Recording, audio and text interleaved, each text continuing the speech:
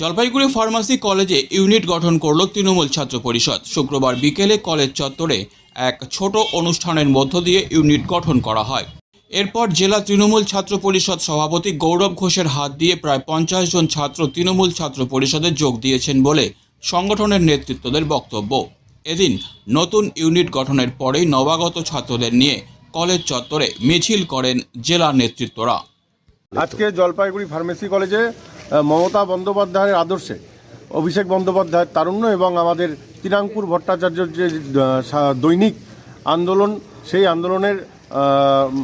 আন্দোলনে অনুপ্রাণিত হয়ে ফার্মেসি কলেজের যারা ছাত্রছাত্রীরা ছিলেন তারা অধিকাংশ সংখ্যায় আরও আপনারা দেখতে পাচ্ছেন আরও অনেক ছেলেমেয়ে যারা আমাদের মমতা বন্দ্যোপাধ্যায়ের এই আন্দোলনের শরিক, আমাদের আদর্শের শরিক হতে এসছে এখানে আপনারা দেখতে পাচ্ছেন।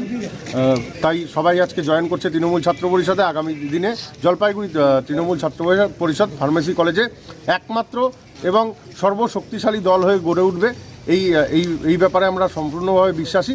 এবং আজকে যেটা শুরু, আগামী দিনে সেটা আরও উচ্চতর জায়গায় গিয়ে পৌঁছবে। আর আমরা একটা বার্তা এখান থেকে দিয়ে যেতে চাই যে পশ্চিমবাংলা সহ জলপাইগুড়ির ফার্মেসি কলেজ থেকে শুরু করে প্রত্যেকটা জায়গায় বর্তমানে তৃণমূল ছাত্র পরিষদ বা তৃণমূল কংগ্রেস ছাড়া অন্য কোনো দল নেই। আজকে কিন্তু আমরা এটা প্রমাণিত করতে পেরেছি। আগে কি কখনো ফার্মেসি কলেজে কোনো সংগঠন ছিল? আগে একটা সময় বহুদিন আগে একবার ইলেকশন হয়েছিল 2011 সালে। তারপর থেকে সেভাবে আর এখানে ইলেকশন হয়নি। তারপর থেকে এই প্রথমবার আমরা এখানে তৃণমূল ছাত্র পরিষদ নতুন করে ইউনিট করলো। আপনারা নিজেরা দেখতে পাচ্ছেন এখন নতুন আরও অনেক ছাত্রছাত্রীরাই এসছে যারা এখানে জয়েন করবার জন্য। কতজন আজকে এখানে? এখনও তো গুনিনি মাথা, আপনাদের লিস্ট তো দিয়ে দেওয়া হবে। তাও গোটা 50-60 জন স্টুডেন্ট তো রয়েছেই, ছাত্রছাত্রী সমেত 150 জন স্টুডেন্ট রয়েছে এখানে। যেহেতু দেখতে পাচ্ছেন শীতের দিন, সন্ধ্যা লেগে গেছে, 50-60 জন স্টুডেন্ট এখানে এসছে। বাকিরা আমাদের সাথে যোগাযোগ করেছে, প্রত্যেকের সাথেই কথা চলছে, আমাদের সাথেই রয়েছে।